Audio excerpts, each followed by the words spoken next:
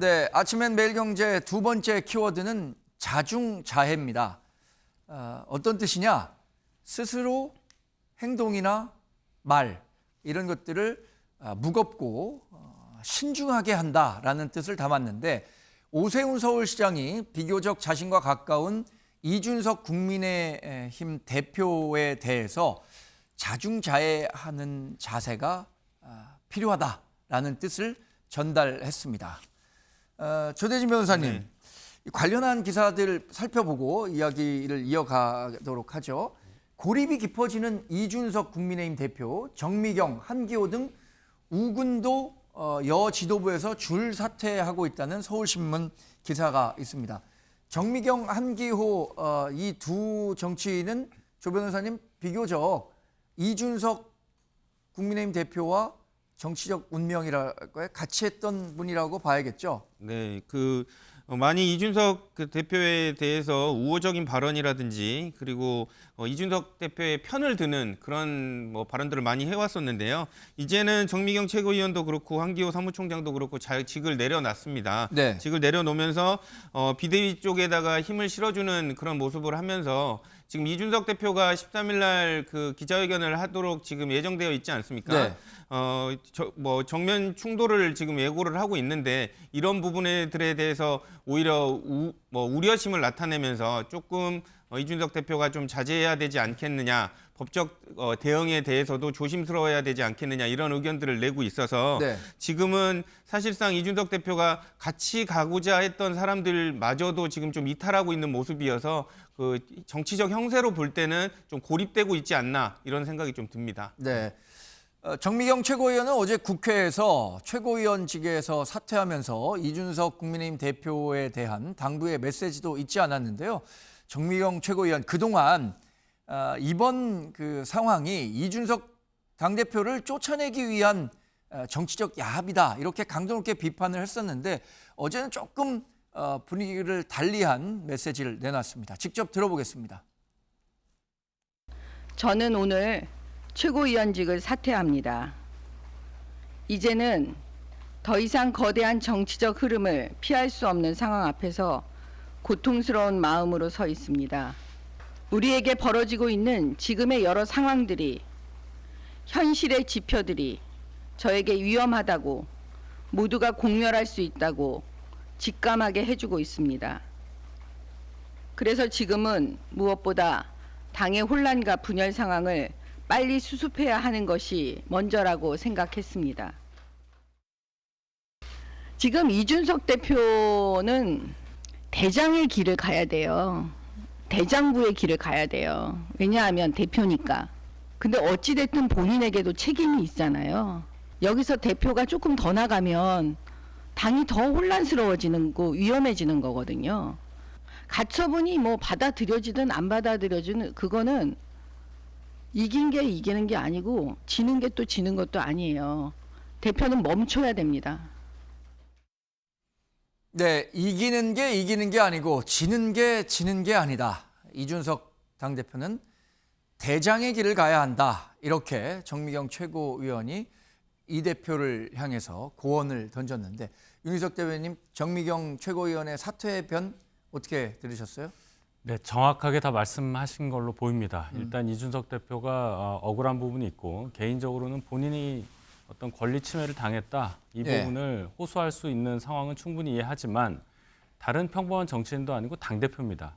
당대표가 예를 들어서 이 상황, 여기까지 온 상황에 대해서 법원에 만약에 결정을 해달라고 가져간다. 이런 상황까지 생각을 한다면 그것은 이준석 대표 본인이나 당 모두에게 좋지 않은 일이기 때문에 그 방향은 상당히 바람직하지 않다고 말씀을 드리고 또 한 가지 짚을 것은 이준석 대표가 어찌되었건 간에 과거에 본인이 저질렀던 과오에 의해서 징계가 시작됐고 그 징계의 결과로 인해서 당이 이렇게 어려운 상황으로 갔다는 점은 부인할 수 없을 것입니다. 물론 그 과오라는 것이 사법적으로 완벽하게 확인된 것은 아니지만 징계를 받을 만한 수준에는 이르렀다고 지금 당에서 결정을 내린 만큼 이 상황에 대한 1차적인 책임에 대해서는 본인이 수긍을 하고 당의 총의를 모아서 비대위가 출범하게 된 이 상황 받아들이시는 게 어떨까 저는 그렇게 생각합니다. 네.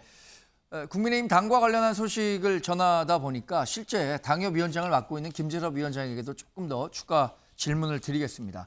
이준석 당대표와는 지역구도 비슷한 지역에 있어서 서로 교류를 좀 하고 커뮤니케이션을 해왔는데 이 13일에 기자회견을 하겠다는 거 아닙니까? 그렇죠. 그 기자회견이 당초에는 이 비대위 체제 전환에 대한 가처분 신청을 하겠다. 강력 반발하는 메시지가 담길 것이다라는 전망이 많았는데 최근에는 어쩌면 비대위원회 해체와 비대위원회 체제 전환을 수용할 수도 있을 것이다라는 메시지가 나올 수도 있다는 관측도 있습니다.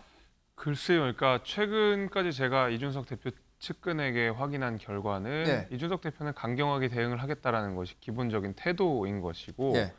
사실은 13일이라고 하는 날짜가 주는 의미가 뭔지에 대해서는 뭐 해석이 분분합니다.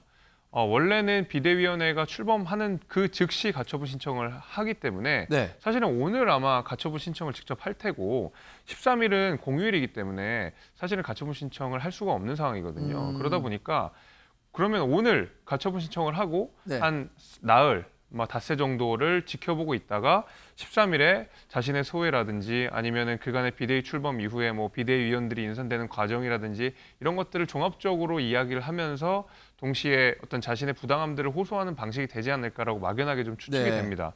제가 이렇게 추측하는 이유는 말씀드린 대로 이준석 대표가 가처분을 신청하겠다라고 하는 의지가 확고하다는 점. 네. 그리고 가처분 신청 오늘 일어나면 아마 이번 주는 계속 그 비대위원회와 관련된 내용들로 언론이라든지 정치권이 돌아갈 가능성이 높다는 점 이런 것들을 생각해 보면 네. 아마 주말 즈음에서 이준석 대표가 지금까지 어떤 소회라든지 그다음에 가처분 신청의 어떤 뭐 진행 상황이라든지 아니면 비대위를 바라보는 본인의 관점 같은 것들을 13일에 종합적으로 좀 비판적인 태도로 이야기하지 않을까라는 게 제 조심스러운 추측입니다. 네.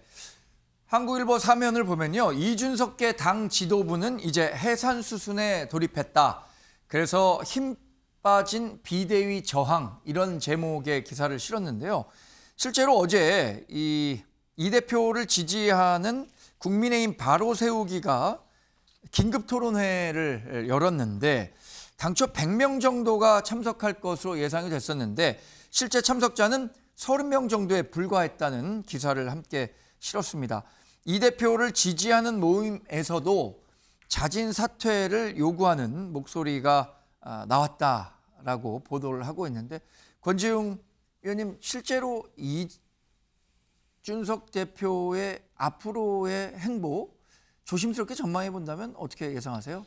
저도 뭐 자세한 내용까지는 몰라서 함부로 말씀드리기는 좀 어려운데 근데 그래도 지금 기자회견을 하겠다고 밝히셨으니까 네. 기자회견을 진행하지 않을까 싶고 어쨌건 가처분 신청도 하지 않을까 싶습니다. 그러니까 사실 당이 수습돼야 된다는 것에는 대부분의 당원들이 동의하시겠지만 어떤 방향으로 수습돼야 예. 되는가에 있어서는 계속 이견이 있는 것 같아요. 그러니까 당원들 입장에서는 본인들이 선출한 대표가 징계를 받고 그리고 그 징계에 대한 해석도 당의 공식 기구를 통해서 권리가 아니라 사고, 그러니까 일시적인 어떤 상태라고 판정을 받았습니다. 그리고 네. 그것이 의원총회에서 인준받기도 했고요. 근데 그것과 전혀 다른 이유로 사실은 해임시키는 과정이 지금 진행되고 있어요. 근데 거기에 있어서는 당대표 본인과 뭔가 상의가 되거나 그런 것도 아닌 상황입니다. 그러니까 되려 그것을 그러니까 당대표를 선출한 당원 입장에서 보면 네. 본인의 의사가 전혀 반영되지 않은 채로 당대표가 해임되고 있는 상황인 거예요. 거기에 대한 반발이 지금 계속 이어지고 있는 것 같습니다. 네.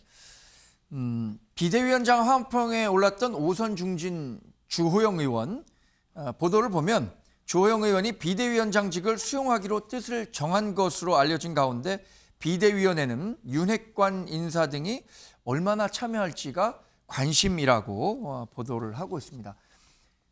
주호영 비대위원장으로 거론되는 의원은 5선의 영남 중진 의원이죠. 비교적 개파색이 였기 때문에 비대위원장으로 적격이다라는 평가를 국민의힘 내외에서 좀 받고 있는 모양새입니다. 중앙일보 소식도 살펴보도록 하겠습니다. 정미경 최고위원 사퇴 소식은 이미 전해드렸고요. 저희가 키워드로 전해드렸던 자중자애라는 말은 오세훈 서울시장이 이준석 대표에게 전한 얘기입니다. 오세훈 서울시장은 페이스북에 선공후사 자중자애라는 제목의 글을 썼는데 이 대표가 당 윤리위원회로부터 당원권 정지 6개월의 중징계를 받기 직전에도 대표직을 중단하면 득보다 실이 많을 것이라는 입장을 밝히면서 이 대표를 옹호했었는데 이번에는 한발 이준석 대표가 물러서는 것이 좋겠다는 뜻을 전한 셈이 됐습니다. 조대진 변호사님, 오세훈 시장의 이준석 대표에 대한 조언, 고언 이런 건 어떻게 평가하세요? 일단 오세훈 시장 같은 경우는 이준석 대표의 편을 또 들어주기도 하고 그리고 이준석 대표가 왜 이런 상황까지 왔는지에 대한 뭐 그런 나름대로의 그 의견들을 피력하기도 했는데요. 결국에는 그 종국적으로 말한 것을 정리를 해보면 아까 정미경 그 최고위원이 얘기했던 것처럼 지금은 뭐 본인이 억울한 게 있다고 할지라도 본인이 더 큰 정치를 하고 앞으로 또 정치를 또 오랜 기간 동안 해 나가야 된다면 지금의 억울한 게 있어도 조금은 좀 굽힐 줄 알아야 된다라는 그런 의사를 조금 전달한 걸로 보입니다. 지금 이준석 대표가 13일 날 어떤 그 입장을 발표할지는 지금 정해져 있지는 않지만은 주변 사람들과 기자들한테 알린 바로는 아마도 강성 메시지가 나올 가능성이 높고 가처분에 관련된 뭐 입장이 나올 걸로 지금 보여지고 있는데 이렇게 할 경우 지금 뭐 현재 그 일부 여론조사에 의하면 차기 당대표에 관련된 선호도도 지금 이준석 대표가 또 1위를 하고 있지 않습니까? 그러니까 그런 부분을 바라보고 지금 당장 억울한 게 있어도 조금은 쉬어서 조금 멈춰서 가라 이런 뜻으로 조언을 남긴 거 아닌가라는 생각이 듭니다.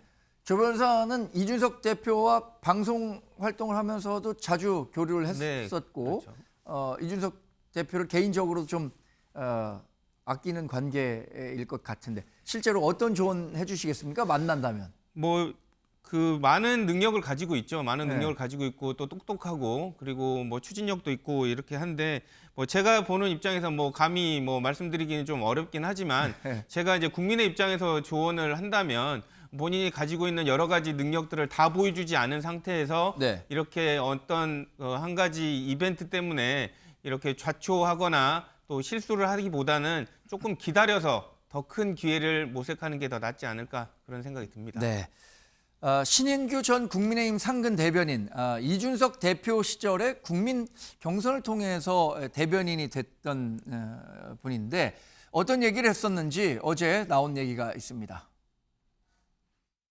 많은 분들이 당대표로서 무게감을 더 가져달라. 그러면서 그냥 이 상황이 당신이 억울한 건 맞지만 물러나라. 억울함을 감수하라 이렇게 얘기하고 계시는데 왜 억울하게 만들어 놓고 그 억울함을 꼭 참으라고만 합니까? 이번에 제가 국바세를 하나 만들었는데 이거 수요일 날 만들었거든요. 3일 만에 6,000명이 모였어요. 절차 하자가 너무 많아서 이 부분에 대해서 저는 인용 가능성이 상당히 높다고 보고요. 윤석열 대통령께서 과거에 검찰총장 재직하실 때 많은 분들이 좋아하셨거든요. 왜 좋아했습니까? 추미애 장관이 없는 사건도 만들고 얼마나 괴롭혔습니까? 찍어내게 하지 않았습니까? 심지어 직무정지까지 했어요. 저는 상당히 좀 데자뷰를 느낍니다. 윤희석 대변인님, 당에 몸담고 있는 분으로서 상당히 이번 과정 보면서 답답하고 뭐 여러 어려움을 토로하는 분들도 많이 만났을 것 같은데 결국에는 이 최근의 갈등 어떻게 봉합이 돼서 더 좋은 당의 미래를 꿈꿔볼 수 있을까요? 현직 당대표가 당원권 정지, 징계를 당해서 당원권 정지를 받은 것은 처음이기 때문에 지도부든 당원이든 또 소속 의원들이든 정말 우왕좌왕할 수밖에 없었던 몇 달이었습니다. 결국은 총의를 모아서 비상대책위원회 체제로 갈 수밖에 없었던 그 결정 과정을 지켜보신 분들이라면 이것이 최선일 수밖에 없는 이유를 아시게 될 것입니다. 더 이상 이준석 대표가 사고로 자리를 비운 상태를 유지할 수 없는 여당의 책무가 있었고요. 그 이후에 6개월 이후에 이준석 대표가 복귀한다 하더라도 과연 과거의 리더십을 발휘해서 여당 대표로서의 역할을 할 수 있을 것인가에 대한 의문이 있었던 것이 사실이고 또 중간에 물론 이준석 대표의 책임은 아니지만 뭐 문자가 공개됐다든지 이런 일들로 현 지도부가 더 이상 당을 끌고 갈 수 없었던 상황이 있었던 점을 고려해 보면 방금 신인규 전 부대변인이 얘기했던 이준석 대표의 억울함만을 강조한 그 상황은 한쪽의 의견이다 이렇게 말씀드리고 제가 방금 아까 말씀드렸지만 결국은 맨 처음에 이준석 대표의 과오에서 시작된 그 부분만큼은 당원 여러분들께서 알고 계신다. 따라서 뭐 누구의 잘잘못은 가린다기보다는 이 불행한 상황을 빨리 극복하는 것이 정부 여당, 이 국정을 책임지고 있는 여당의 책무라는 관점, 이 점을 강조하고 싶고요. 결국 오늘 비대위가 출범을 하게 된다면 이 체제로 어쨌든 봉합이라고 볼 수 있다. 네. 일단 정리가 된다. 이렇게 결론 내리겠습니다. 앞으로 국민의힘 일정을 좀 살펴보도록 할까요? 한겨레 신문에서 다뤘는데요. 주호영 비대위로 봉합 수순을 밟게 됐다고 했는데 국민의힘은 오늘 오전 9시에 전국위원회를 열어서 비대위 전환을 위한 당헌 개정안을 의결하고 당 수습에 속도를 낸다는 계획입니다. 이어서 오늘 오후 2시에는 의원총회에서 비대위원장 인선을 공개해서 의원들의 추인을 받은 뒤에 다시 전국위를 열어서 비대위원장 임명권을 의결하고요. 비대위원장은 당내 최다선인 주호영 의원으로 가닥이 잡힌 것으로 보도했습니다. 이르면 10일에는 전국 상임위를 열어서 최대 15명의 비대위원 인선까지 마무리 짓고 정식으로 비대위를 출범시키겠다는 계획인데 김재섭 위원장님, 이 주호영 비대위에 대해서는 당 내외에서 어떤 다른 의견은 없나 보죠?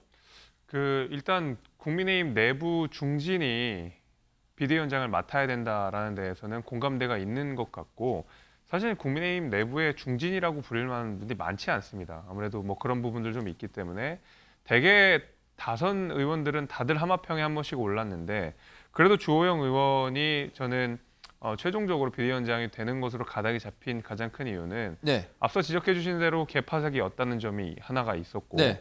두 번째는 21대 국회가 처음 시작을 할 때 국민의힘의 원내대표로서 당을 이끌었던 경험이 있고요.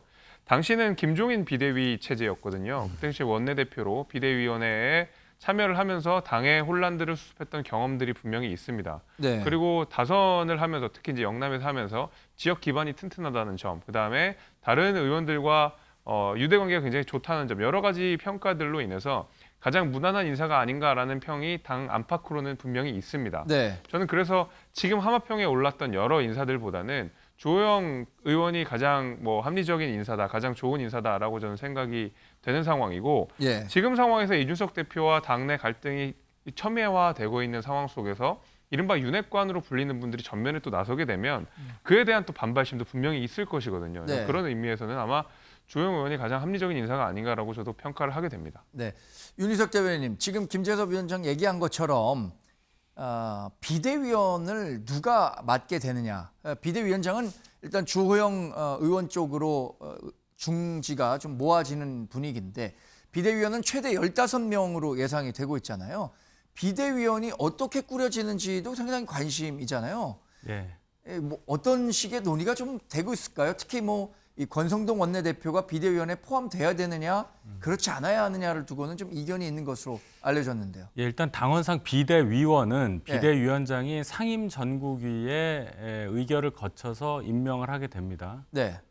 최고위원 같은 경우는 선출되는 분들을 제외하고 당연직으로 원내대표, 정책의장 이런 분들이 최고위원회에 들어간다. 즉 당연직 최고위원이 된다고 규정이 돼 있는데 비대위원으로는 예를 들어 원내대표라든지 정책위 의장이 예. 당연직으로 비대위원이 된다는 규정은 없습니다. 따라서 비대위원장이 어떤 분을 비대위원으로 선정을 하느냐, 그래서 상임전국위의 의결을 얻느냐, 이게 결국 비대위 구성의 결정판이 될 텐데 네. 자 그러면 과거의 관례를 보면 한 번도 비대위원회 원내대표가 빠진 적이 없습니다. 원내대표는 당의 2인자고 원내를 총괄하고 있는 분이기 때문에 당 지도부에서 빠질 수가 없는 직이죠. 네. 그렇게 되면 권성동 원내대표가 비대위원이 되는 게 당연한 건데 새 비대위가 출범을 했을 때 이 비대위가 출범하게 된 원인을 어느 정도 주었다고 볼 수 있는 권성동 원내대표가 다시 새 지도부, 새 비대위에 비대위원으로 참여하는 것이 맞느냐, 이런 또 의견도 있을 수 있거든요. 네. 그런 차원에서 좀 더 세게 말씀하시는 분들은 권성동 원내대표가 원내대표직을 사퇴해야 된다는 말을 하시는 분도 있습니다. 자, 그 부분은 새로 이제 비대위원장이 되실 분이 상임 전국위원회 위원분들과 상의해서 네. 결정하실 부분이라고 생각하고 아직은 예측하기가 좀 이르다 이렇게 말씀드리겠습니다. 네. 지금까지는 국민의힘 지도체제 개편에 관련한 논의 또 논란들을 짚어봤는데 야당도 지금 새로운 당대표를 뽑기 위한 전당대회를 앞두고 있죠.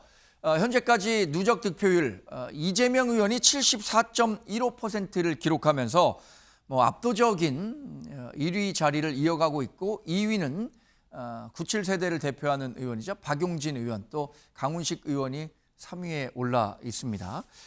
이런 가운데 이재명 의원이 노루각수를 했다고 했고 이게 논란이 되고 있어요. 권지웅 의원님 이게 노루각수라는 게 뭔가요? 악수할 때는 보통 뭐 눈을 마주 본다든가 이렇게 하는데 그 네. 시에는 핸드폰을 보는 채로 이제 악수를 했다는 것이 이제 사진으로 나왔는데요. 저는 어쨌든 적절하진 않았던 것 같습니다. 저 장면이죠. 네. 네, 박용진 의원이 네.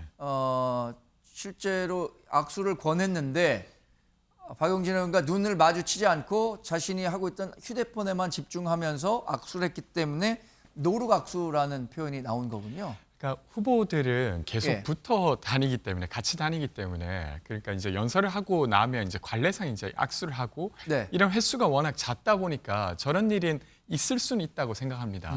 근데 이제 그래도 악수할 때는 최소한의 예의가 있었으면 더 좋았겠다. 네. 이런 생각은 들고 여튼 이제 이재명 의원이 이제 이번에 압도적인 지지를 받았습니다. 물론 네. 이제 권리당원에 한한 것이라 대의원 투표가 어떻게 되냐에 따라 조금 달라질 여지도 있고 예. 지금까지 투표가 전체 유권자 중에 한 10분의 1이 조금 넘는 정도 투표가 진행되었습니다. 그래서 앞으로 이를 아예 그러니까 이미 결정이 되었다 이렇게 말할 수는 없지만 네. 그래도 예상보다도 이재명 의원의 지지가 높아서 확대명, 어대명 이런 이야기가 좀 더 힘이 실리고 있는 상황입니다. 네.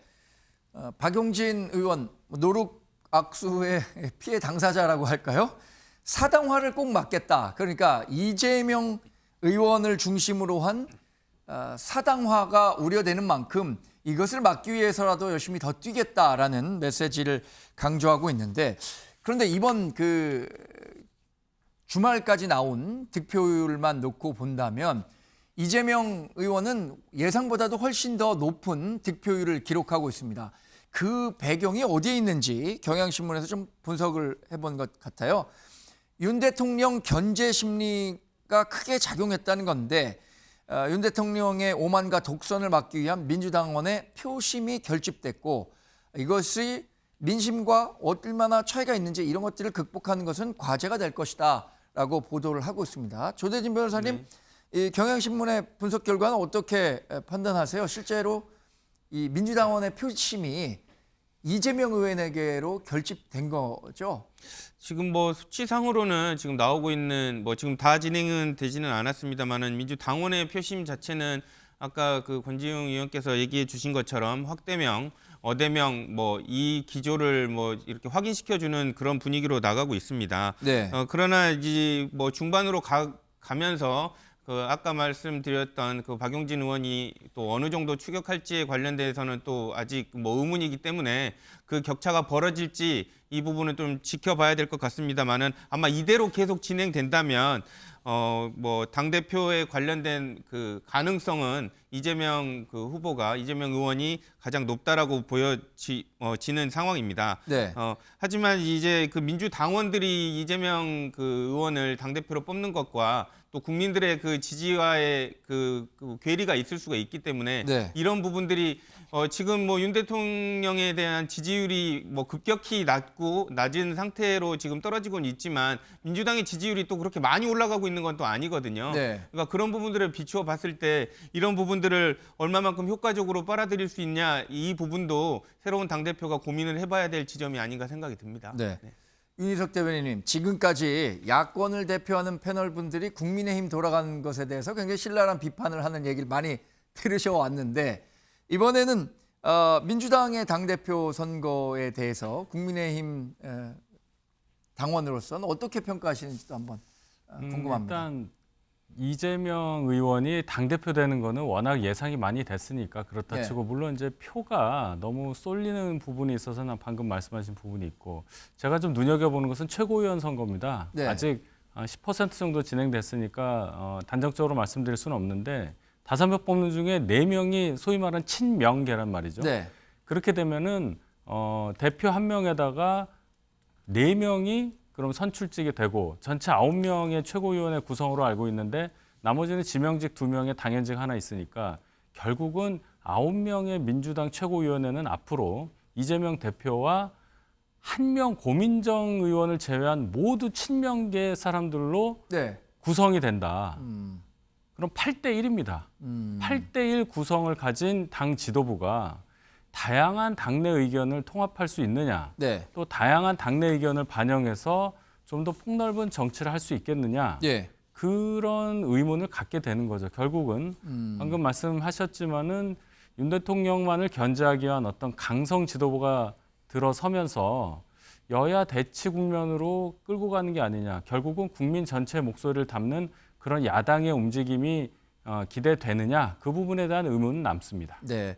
지금 윤 대변인 얘기하신 것처럼 전당대회 후에 민주당이 당심과 민심의 괴리가 발생했을 때 이 문제를 어떻게 해결할 것인가, 이 부분이 민주당의 앞으로 행보를 예측하는 데 굉장히 중요한 잣대가 될 것이라고 보도를 하고 있습니다.